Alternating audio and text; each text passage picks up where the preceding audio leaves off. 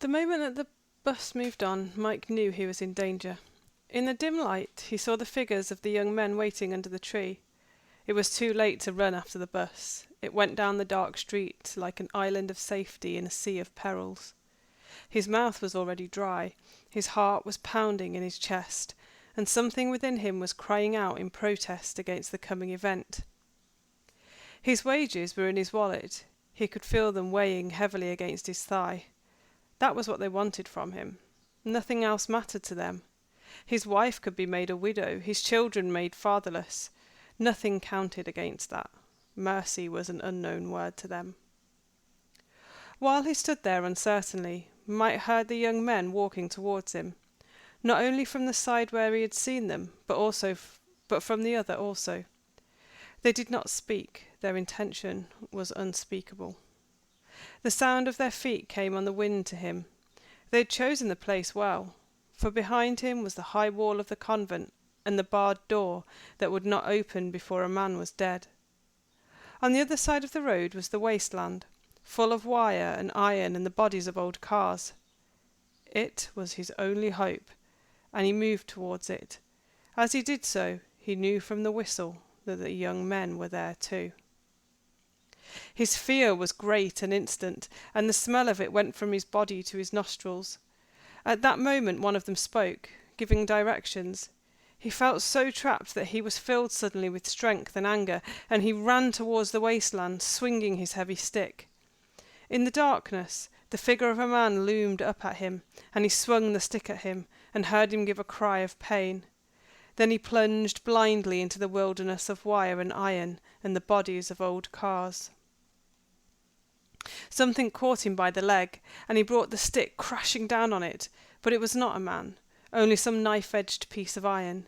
He was sobbing and out of breath, but he pushed on into the waste, while behind him they pushed on also, knocking against the old iron bodies and kicking against tins and buckets. He fell into a tangle of wire. It was barbed and tore at his clothes and flesh.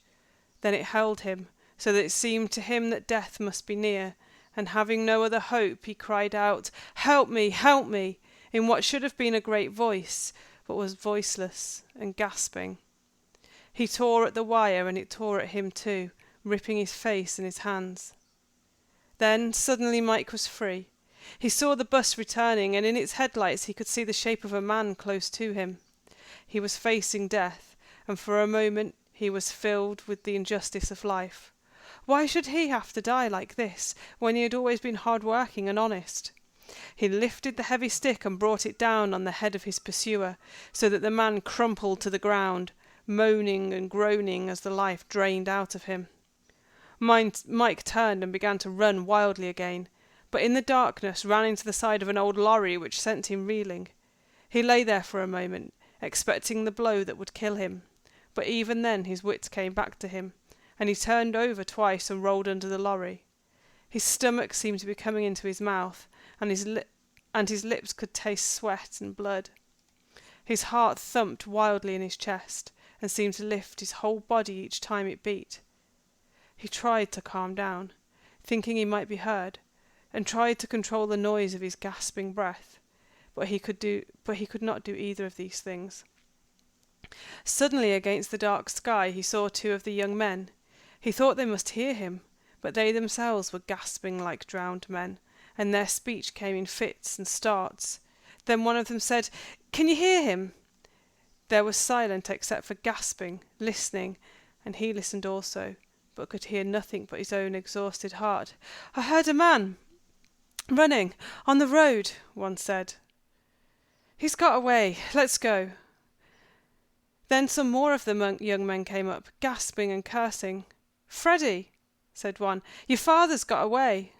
But there was no reply. "Where's Freddie?" one asked.